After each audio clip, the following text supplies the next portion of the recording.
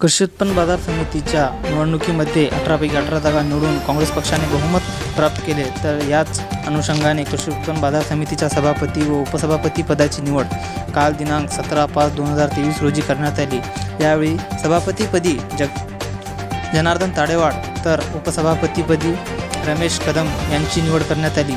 याच अनुषंगाने युवाराज्य न्यूज लाईव्हच्या संपादक अजित पाटील यांच्याशी बोलताना हदगाव हिमायतनगर तालुक्याचे आमदार माधुराव पाटील जवळगाव. युवराज्य न्यूज चॅनलमध्ये आपल्या सर्वांचं स्वागत आहे. हदगाव विधानसभेचे लोकप्रिय आमदार सन्माननीय माधुराव पाटील जळगावकर यांच्या मतदारसंघातील हिमायतनगर येथील बाजार समिती निवडणूक या ठिकाणी बहुमताने विजय संपादन केलेला आहे.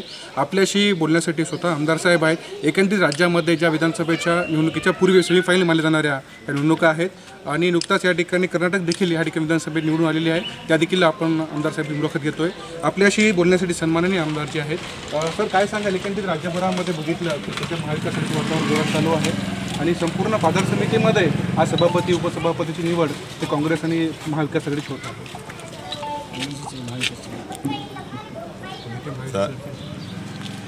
झालेल्या कृषी उत्पन्न बाजार समितीच्या निवडणुकीमध्ये संपूर्ण महाराष्ट्रामध्ये महाविकास आघाडीची त्या ठिकाणी विजयाची घोडदौड आपण सर्वजण पाहत आहात की जवळपास झालेल्या मार्केट कमिटीमध्ये जवळपास सत्ता महाविकास आघाडीची आलेली आहे. माझ्या कृषी उत्पन्न बाजार समितीमध्ये आम्ही या ठिकाणी काँग्रेस पक्षाचं स्वबळावर या ठिकाणी आम्ही इलेक्शन लढलं. त्या ठिकाणी आमच्या हिमायतनगर मार्केट कमिटीमध्ये 18चे 18 उमेदवार हे काँग्रेस पक्षाचे प्रचंड मताने निवडून आले. ते निवडून येण्यामध्ये माझ्या जे कार्यकर्ते आहेत, माझे जे ग्रामपंचायतीचे सरपंच असतील, मग ग्रामपंचायत सदस्य असतील, सोसायटीचे चेअरमन असतील, सोसायटीचे सन्माननीय सदस्य असतील, व्यापारी बंधू असतील, आमचे हमाल मापाडीची आमची मंडळी आहे, या सगळ्यांनी त्या ठिकाणी विश्वास ठेवून म्हणण्यापेक्षा आजपर्यंत त्या ठिकाणी मार्केट कमिटीवर या ठिकाणी सतत तिसऱ्यांदा चौथ्यांदा या ठिकाणी आमची सत्ता या ठिकाणी या सर्व मतदारांनी दिली. त्याचं एकच कारण आहे की कुठंतरी आम्ही या ठिकाणी जमिनीवर लोकांशी त्या ठिकाणी नाळ जोडून असल्यामुळे लोकांशी आम्ही त्या ठिकाणी ठीक आहे करत असताना कमी जास्त काम होतील न होतील ते आहे, पण आम्ही लोकांशी त्या ठिकाणी सलोख्याचा संबंध ठेवतो, लोकांशी त्या ठिकाणी संबंध ठेवतो. लोकांच्या अडीअडचणीमध्ये आमचे सर्व कार्यकर्ते धावून जातात. त्याचंच आजच्या मार्केट कमिटीच्या निवडणुकीमध्ये आपल्याला दिसून आलं. एकतर्फी त्या ठिकाणी 18चे 18 उमेदवार आमच्या या ठिकाणी मतदारांनी आणि जनतेच्या आशीर्वाद निवडून. नक्कीच बहुमत जर तुमचं असलं असतं या ठिकाणी सभापतीसाठी भरपूर जण रेसमध्ये होते आणि आज कुठे जनतेतून प्रतिक्रिया आहे की सर्वसामान्यांना न्याय भेटला म्हणून.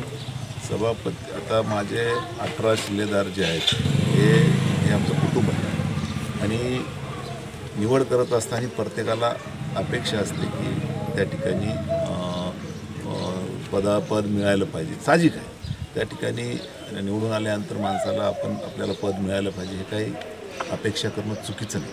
पण जेव्हा निर्णय दिल्यानंतर माझ्या सर्वच्या सर्व 18 जे आमचे उमेदवार सदस्य आहेत त्या सदस्यांनी अतिशय खेळीमेळीच्या वातावरणामध्ये जे निर्णय दिला त्या निर्णयाला स्वीकारून त्या ठिकाणी आनंदाचा उत्सव त्या ठिकाणी साजरा केला. महत्त्वाचा प्रश्न नुकतंच आता संपूर्ण देशभरामध्ये कर्नाटकची विशेष चर्चेमध्ये आहे. कर्नाटक राज्यामध्ये काँग्रेस पक्षाला बहुमत भेटलं.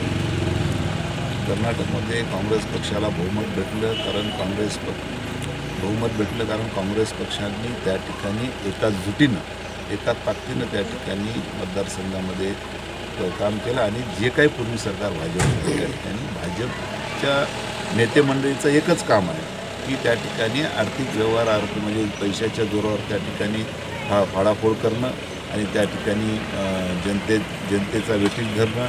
आपण पाहिलं की म्हणजे महाराष्ट्रामधलं सरकार जरी महाविकास आघाडीचं गेल्यानंतर मला एकच म्हणायचं आहे सरकारला, जेव्हा सरकार आल्यानंतर जे घोषणा दिली त्यांनी की काही म्हणजे पेट्रोल कमी करू, गॅस दर कमी करू, बाकी काही अजून शेतकऱ्याच्या आज आपण जर पाहिलं की शेतकऱ्याच्या माझ्या मते हळदीचा असो का तुमचं चण्याचा असो की कापसाचा असो जे या ठिकाणी भाव होते, आज जर पाहिलं तर शेतकऱ्याला अपेक्षा होती आणि शेतकऱ्यांना माल का ठेवला की बाबा 4 पैसे वाढून येतील म्हणून त्या ठिकाणी ठेवलं तर उलटं झालं.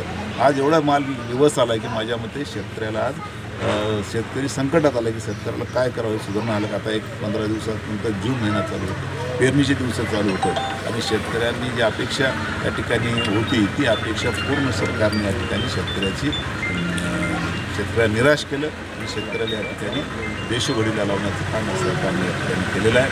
कर्नाटकच्या बाबतीमध्ये मी कर्नाटकच्या जनतेचं या ठिकाणी मनापासून खूप खूप स्वागत करतो, अभिनंदन करतो. त्यांनी या ठिकाणी खऱ्या पक्षाला त्या ठिकाणी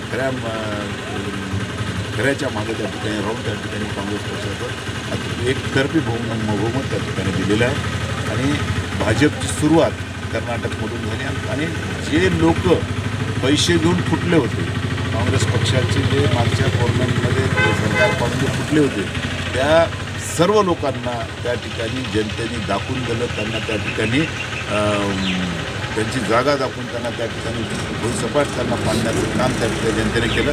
हीच अवस्था या महाराष्ट्रातल्या 50 कोटीवाल्यांची तेच होणार आहे. कारण जनता फक्त मतदानाची वाट पाहत आहे.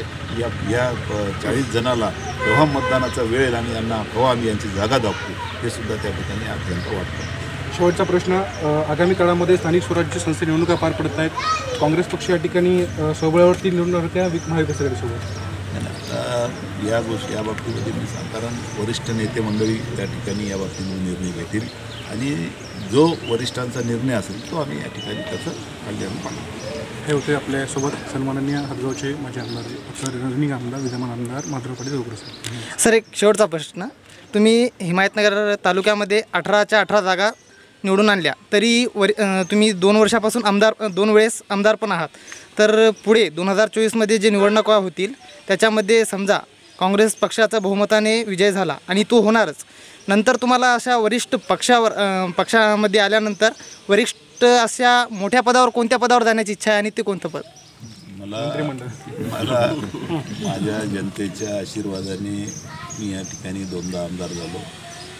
उद्या पक्षाच्या आशीर्वादाने पक्षाने त्या ठिकाणी उमेदवारी दिल्यानंतर त्या ठिकाणी जनतेने आशीर्वाद दिल्यानंतर सगळ्याच्या आशीर्वादाने पुन्हा त्या ठिकाणी आमदार म्हणून जाण्याची विधानसभेत संधी आल्यानंतर जे काही श्रेष्ठी जे काही आमचे नेते मंडळी आदरणीय अशोक चव्हाण साहेब असतील, आदरणीय राज्य लेवलचे जे नेते मंडळी आहेत ते नेते मंडळी जे ठरवतील ते आम्ही निर्णय मान्य करणाऱ्यापैकी कार्यकर्ता. आमच्या कार्यकर्त्याचं म्हणणं आहे की आमदार पद म्हणजे आमदार तिसऱ्यांदा झाल्यानंतर राज्यमंत्री तरी द्यावा आम्हाला. पद कोणतं वरिष्ठ अशी आमच्या सर्व कार्यकर्ते विनंती आहे.